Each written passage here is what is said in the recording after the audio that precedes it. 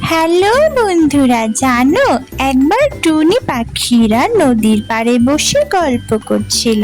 তখন অনেকগুলো মিষ্টি কুমড়ো ভেসে আসলো। ওগুলো ছিল একদম বাসার মতো। টুনি পাখিরা দেখে ভীষণ অবাক হয়ে গেল। সবাই এটা নিয়ে আলোচনা করতে লাগলো যে এত বড় বড় মিষ্টি কুমড়ো দিয়ে তারা কি করবে। তারপরে সবাই মিলে ঠিক করলো তারা মিষ্টি কুমড়োর ভেতরে বাসা বানাবে এবং মিষ্টি কুমড়োর ভিতরেই থাকা শুরু করবে।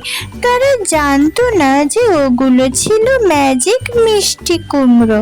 তাই ম্যাজিক মিষ্টি কুমড়োয় থাকার জন্য জঙ্গলের সব পাখিরা নিজেদের বাসায় আলোচনা করতে লাগলো। একটা পর্যায়ে সবাই সেই মিষ্টি কুমড়োর বাসায় গিয়ে উঠলো। সবাই মিষ্টি কুমড়োর বাসায় ওঠার পরে কি হলো জানো বন্ধুরা? হঠাৎ মিষ্টি কুমড়োর বাসা তাদেরকে ভাসিয়ে নিয়ে যেতে লাগলো।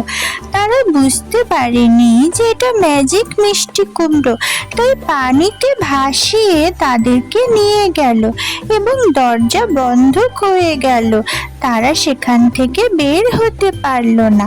তারপর একটা অচেনা দ্বীপে তারা গেল। সেখানে অনেক কাক ছিল এবং কাক পাখিদের সাথে তাদের অনেক ভালো বন্ধুত্ব হয়ে গেল। মূলত এই মিষ্টি কুমড়োগুলো তাদেরই ছিল। তারাই এই ম্যাজিক মিষ্টি কুমড়োগুলো নদীতে ভাসিয়ে দিয়েছিল। তারপরে জঙ্গলের সব পাখিরা মিলে একসাথে উৎসব করলো।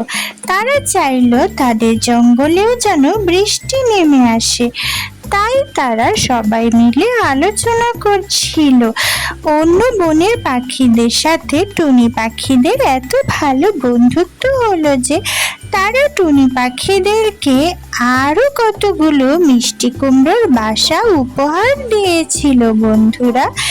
একটা পর্যায়ে ওই জঙ্গলে বৃষ্টি নামা শুরু হচ্ছিল। তখন কালু কাক বলছিল তাদেরকে গাছ লাগানোর জন্য। তারা যদি তাদের জঙ্গলে গাছ লাগায় তাহলে তাদের জঙ্গলে বৃষ্টি হবে। এভাবেই কালু কাক অন্য পাখিদেরকে পরামর্শ দিচ্ছে। বন্ধুরা, লাইক করো, সাবস্ক্রাইব করো। মজার মজার টুনির কার্টুন দেখতে চাইলে সাবস্ক্রাইব করতে ভুলো না যেন। তোমরা সবাই ভালো থেকো। টাটা।